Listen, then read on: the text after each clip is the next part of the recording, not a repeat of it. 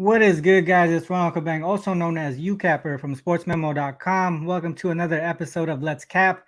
Today, we got one of the best and most transparent all-around cappers in the game.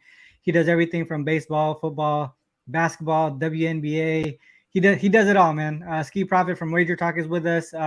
We're gonna briefly recap yesterday's game between the Heat and Celtics, break down today's game between the Mavs and Warriors.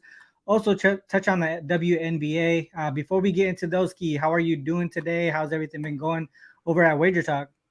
Appreciate the intro. I'm doing well.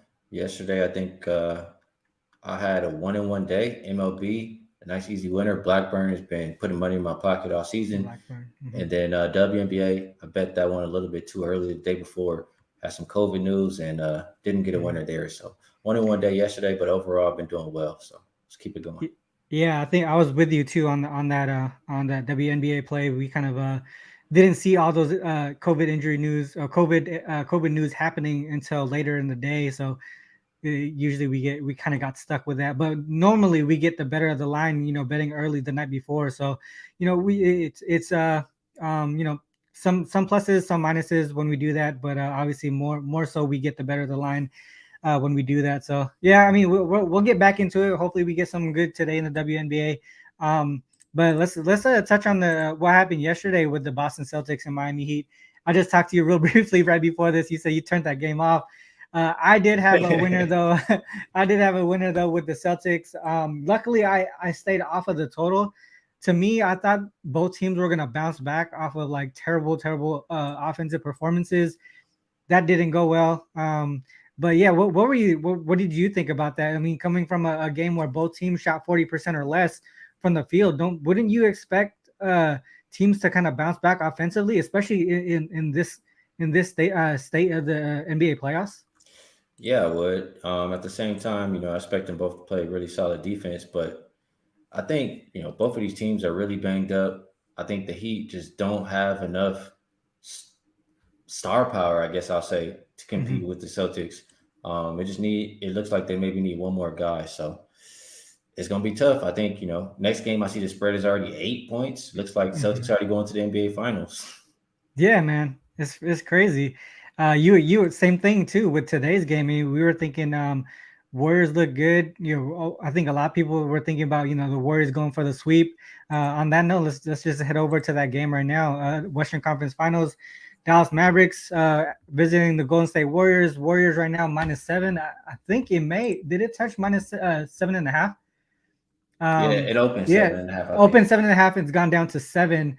Bookmaker I see is at -6.5, which is the first 6.5 that I've seen today. The total is at 215.5, 216. Opened up at 216.5. So we can kind of see where some of that money, not the money, but where the line is going right now is going towards Dallas and also towards the under. What are your thoughts on this one? Do you agree with some of the line movement here? Well, first and foremost, I have to say, anytime Scott Foster's out there, I'm going to be, it's going to worry me at least a little bit, especially when I'm on the team that's up in the series. So with that said, I kind of been preaching the same thing all year long. Golden State, they do not lose at home. And for all of their games, they've lost 10 all season at home. Now, if you look at when Steph Curry and Draymond are actually in the lineup, they've only lost 3. So they've been dominant. They are 23-6 against the spread at home. As long as they have those two guys, they win those games by an average of 13.4 points per game. So I think if they win by margin. It's just for me personally, I'm not in a rush to bet the spread because, for one, if the Warriors win this game, I cash a 3-1 ticket. So it's like I don't really have to get involved. But if I didn't have that, I probably would have to take the Warriors here because if I know they're going to win, and usually when they win, it's by margin. So that makes a lot of sense. I think you touch on the Warriors, how they do at home, especially as home favorites. I'm going to share my screen here. This is Spodevs.com, one of the sites I use to pull SDQL NBA information and also some other sports as well. Let me take that off real quick. But like you touched on the Warriors and how they do at home. What I brought up here is this season with the Warriors in home favorite situations, 37-9 straight up, 26 118 against the spread here. Like you said, they win by margin. But one thing that I wanted to note too is this is the regular season and the playoffs. So what I wanted to do is break it down in the playoffs itself. So how they've been doing in this situation, 8-0 straight up. Like you said, they don't win at their house, and they've done that. They showed that even in the playoffs, they win by margin. But one thing I want to know is this first half and how close that is. That's a 2.25 average margin in this 8-game sample size, and this is where I was kind of going with this game is really the Mavs first half, and then figuring out what type of adjustments need to be made by both teams at half. So to me, I want to focus primarily on that first half, and I think the Mavericks can kind of stick and stay close to this number. I believe it's 3.5 right now, and you can see the second half margin, man. It's actually kind of ridiculous. I think this is about 12 and a half point margin here in the second half towards the Warriors. So that's one thing that I just want to avoid. But also, like you mentioned, the whole ref aspect of it. When you bring Scott Foster into this, I hate being like a person that looks into that type of stuff, but I mean, it's being noticed by a lot of people. So I actually want to bring up some of the stats that I looked into with these refs here, and I want to get your opinion on some of these ref assignments. We got Scott Foster, John Gable, and Curtis Blair. When it comes to the total, Scott Foster 19-8 to the under when the total is less than 220. John Gable 33-23 to the under all season long. Curtis Blair 37-21 to the under when the total is less than 230. When it comes to the home favorites of less than double digits, Scott Foster 24-39 against the spread. So that would be fading the home favorite against the spread situation. So we're kind of throwing away this straight up right there. And then John Gable 26-41 against the spread. Curtis Blair 28-44 against the spread. All of those things are pointing towards the under and towards Mavericks on the spread. What are your thoughts on like looking at these type of ref trends? I mean, you can't blindly use these as ways to bet games, but I mean, do they have some weight in your handicapping process? Absolutely. I mean, like you said, it's not going to be the only reason I bet a game, but if you have a case and the ref assignment, helps support your case, it would definitely make me feel better because I know for a fact, I mean, I talk about it often. There's what Tim Donaghy, he said, the NBA, they assign referees depending on how they want the game to go. So I think that's kind of explaining it right there with what you said. Yeah, that makes a lot of sense. I think I've been touching on that too, the aspect. I think we saw the same clip of Tim Donaghy talking about, what they do in the playoffs and how the refs adjust from game to game and why they assign refs in a certain situation. So yeah, man, I definitely agree with that. I think to me right now, if I was I don't have a bet on this game as of yet. But if I was to bet at this specific moment, to me, it would be towards the first half, first half on the Mavs side, and also first half towards the under here. I want to avoid how well the Warriors have been doing in the second half, and also they've been scoring over 64 points average in the second half in these home favorite situations in the playoffs. So that's something that I want to avoid, and then just see how I think they're going to adjust at halftime. If gun to head, do you have anything on this game, or are you still kind of planning this bet out? Well, other things I can mention really quick. Clay, rebounds and assists, that's been pretty good, last 7-8 games even.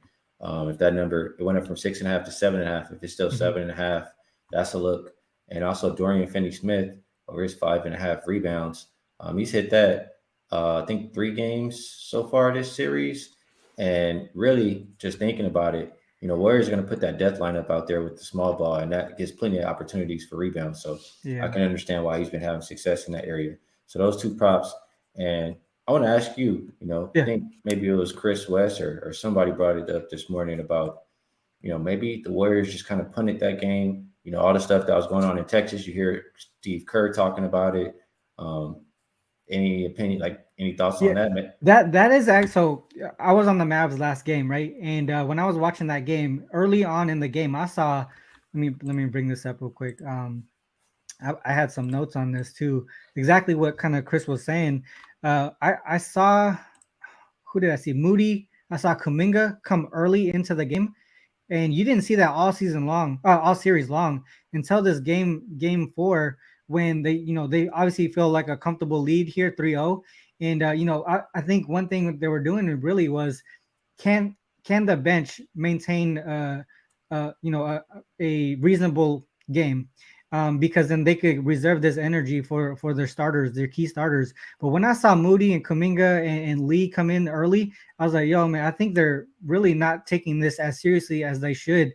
And at that point, I was like, I think the Mavs play was the right way to go. And in game two, I want to say this: in game two, the Mavs had a double digit lead going into the half, and the rest of the way the Warriors kind of took over.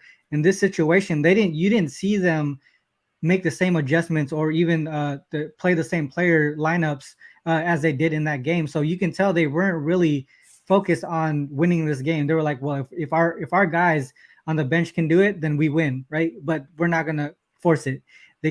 I think today, I think they're put in a situation where in the first half, I think Mavericks bring some of that momentum into this game and kind of stay close. But like I said, I want to avoid that second half because I know what the Warriors are capable of and how well they do at home, especially in these favorite situations. That's something that I want to avoid. The other thing I didn't notice, I didn't mention earlier on the first half, game two, like I said, they were Mavs were up by double digits, ended up losing by 9 that game. They're up by double digits at half, down by 9 in that game. Game three, another tight first half. They were only down by 1.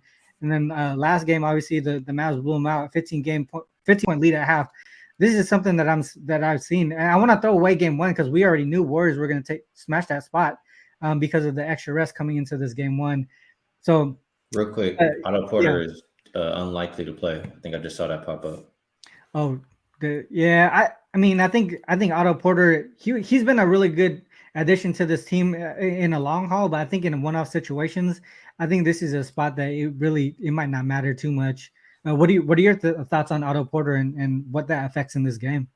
Well, if somebody gets in foul trouble, if he doesn't play, they're not going to be able to use the death lineup anymore. They'd have to, go back to other things. But other than that, if they stay out of foul trouble, I think they'll be okay.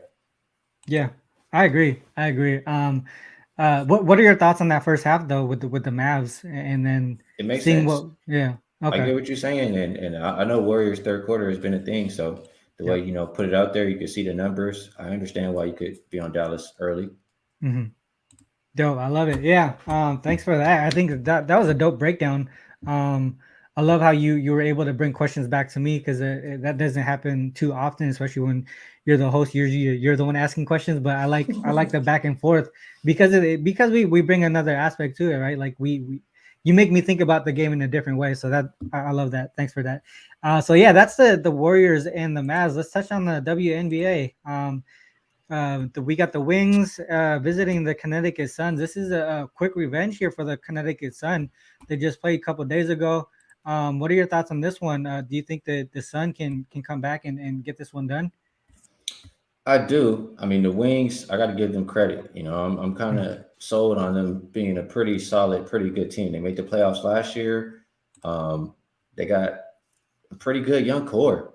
So I'm not going to be looking to play against them too much in the near future. In this game, in general, when Connecticut loses, I would look to hop on them to bounce back, especially when they're at the house because they're one of the better home teams in the WNBA. I want to say like 40-15 the past 3 or 4 seasons at the house. But when you're missing your starting point guard, Jasmine Thomas, I know they played last game without her. Yeah. It doesn't give me a lot of confidence. I want to see how they're going to come out there and adjust. Last game, we were on the Wings. It was a game where obviously the Wings have been playing good, but Connecticut had travel issues.